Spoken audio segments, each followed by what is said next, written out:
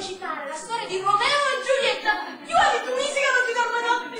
Vero, e chi era stasera? E quando domani, avanti, mangiamo i piatti in camicetti e poi tutti qua, per dormire. Rivediamoci, padre, che siete emozionati.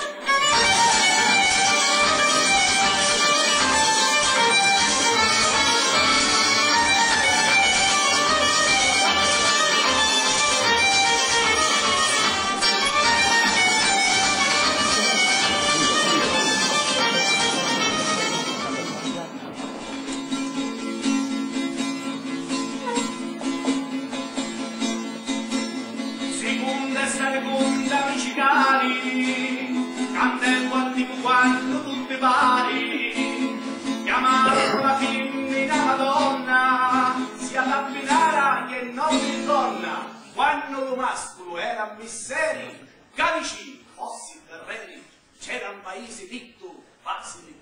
Un bello giovane si innamorò di una carusa, dolce come me. Romeo si chiamava cavaliere, Giulietta non si sa sta carusa, che il voleva conoscere. Pure Giulietta era innamorata e volentieri si avesse a casare, ma le due famiglie erano sciarriate, si pigliavano sempre a bastonare. Se uno diceva che su belli stocchi, l'altro girava due pugni in dall'occhio. Sta storia micicale durava di tanti anni, do tempo di rinanni e di rinanni. Vari cancelli don Rosario Capoliano, un'altra Giulietta Capoliano, ad un certo don Girolamo Lindicchi già gli ha sparato due occhi pennacchi. Amici d'un ministro e l'antifatto,